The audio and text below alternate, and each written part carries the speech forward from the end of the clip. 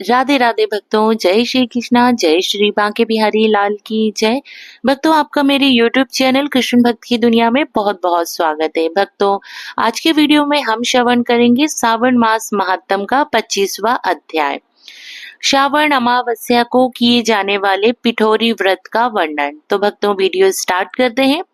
ईश्वर बोले, हे मुनि श्रेष्ठ, अब मैं उत्तम पिठोरी व्रत का वर्णन करूंगा। सभी संपदाओं को प्रदान करने वाला यह व्रत श्रावण मास की अमावस्या को होता है। जो यह घर है वह सभी वस्तु मात्र का अधिष्ठान है, इसलिए इसे पीठ कहा गया है। और पूजन में वस्तु मात्र के समूह को आर कहते हैं। अतः हे मुनीश्वर, इस व्रत का नाम इसलिए पिठोर है। अब मैं उसकी विधि कहूंगा, सावधान होकर सुनिए। दीवार को ताम्रवर्ण, कृष्णवर्ण अथवा श्वेतवर्ण धातु से पोतना चाहिए। अगर ताम्रवर्ण से पोता गया हो तो पीले रंग से, कृष्ण वर्ण से पोता गया हो तो श्वेत रंग से, और श्वेत वर्ण से पोता गया हो तो कृष्ण वर्ण से चित्र बनाना चाहिए, अथवा श्वेत पीत से, लाल से, काले या हरे वर्ण से चित्र बनाए। मध्य में माता पार्वती सहित शिव की मूर्ति अथवा शिवलिंग को बनाकर विस्तीर्ण दीवार पर संसार की अनेक चीजों का चित्र बनाए।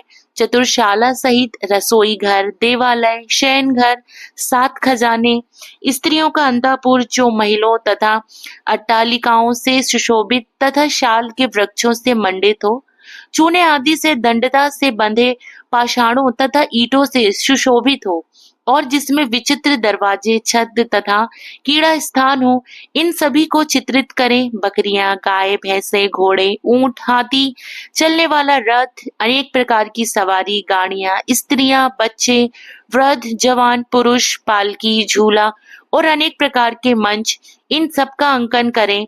सुवर्ण, चांदी, ताम्र, सीसा, लोहा, मिट्टी तथा पीतल के और अन्य प्रकार के विभिन्न रंगों वाले पात्रों को लिखें। शयन संबंधी जितने भी साधन है, चारपाई, पलंग, बिस्तर, तकिया आदि, बिल्ली, मैना, अन्य और भी शुभ पक्षी, पुरुषों तथा स्त्रियों के अनेक प्रकार के आभूषण, बिछाने तथा ओढ़ने के जो वस्त्र हैं, यज्ञ के जितने भी पात्र होते हैं, मंथन के लिए 2 स्तंभ व 3 रस्सियां, दूध, मक्खन, दही, तकर, छाछ, घी, तेल, तिल, इन सभी को दीवार पर लिखें। गेहूं, चावल, अरहर, जौ, मक्का, वार्तानल एक प्रकार का अन्न होता है। चना, मसूर, कुल्थी, मूंग, कांगनी, तिल, कोदो, गादसी नामक अन्न, सावा, चावल, उड़द, ये सभी धान्य वर्ग भी अंकित करें।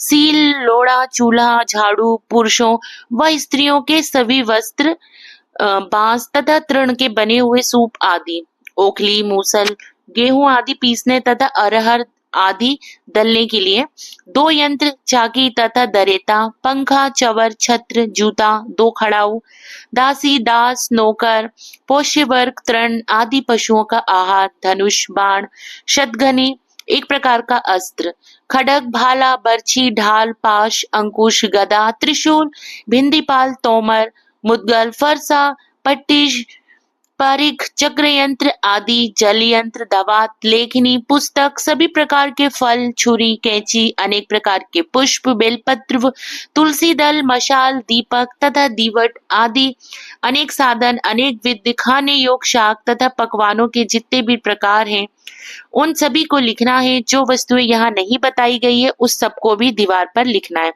क्योंकि यहाँ पर सभी कुछ लिखना संभव नहीं है, क्योंकि एक एक पदार्थ के सैकड़ों तथा हजारों भेद है।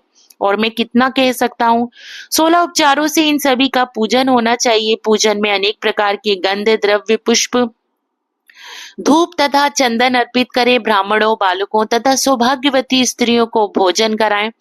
उसके बाद पार्वती सहित शिव से प्रार्थना करें, मेरा व्रत संपूर्ण हो। हे सांब शिव, हे दया सागर, हे गिरीश, हे चंद्रशेखर, इस व्रत से प्रसन्न होकर आप हमारे मनोरथ पूर्ण करें। इस प्रकार 5 वर्ष तक व्रत करके बाद में उद्यापन कर देना चाहिए। इसमें धृत तथा बिल पत्रों से शिव मंत्र के द्वारा होम होता है। एक दिन अधिवासन करके सर्वप्रथम ग्रह होम करना चाहिए। आहुति की संख्या 1008 अथवा 108 होनी चाहिए। हे वत्स, उसके बाद आचार्य की पूजा करें और भूसी दक्षिणा दें। इसके बाद व्यक्ति इष्ट बंधुजनों तथा कुटुंब के साथ स्वयं भोजन करे। ऐसा विधान किए जाने पर मनुष्य सभी कामनाओं को प्राप्त कर लेता है। इस लोक में जो जो वस्तुएं उसे परम अभिष्ट होती हैं, उन सभी को वह पा लेता है। हे वत्स, मैंने आपसे इस उत्तम पिठोरी व्रत का वर्णन कर दिया। इस व्रत के समान सभी मनोरथों तथा समृद्धियों को प्रदान करने वाला और शिव जी को प्रसन्नता करने वाला ना कोई व्रत हुआ है और ना तो होगा। मनुष्य इस व्रत में दीवार पर जो जो वस्तुएं बनाता है, उसको निश्चित रूप से पा लेता है।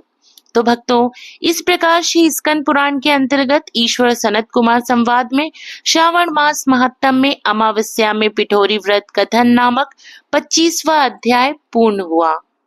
भक्तों, मुझे उम्मीद है कि श्रावण मास में आप इन महात्मों को जरूर श्रवण कर रहे होंगे। भक्तों, श्रावण मास में महात्मों को श्रवण करने से भगवान शिव जी की विशेष कृपा प्राप्त होती है व माता पार्वती जी का आशीर्वाद प्राप्त होता है। तो भक्तों, आप श्रावण मास में इन महात्मों को जरूर श्रवण कीजिएगा। तो भक्तों, आप सभी को प्रेम पूर्वक राधे राधे।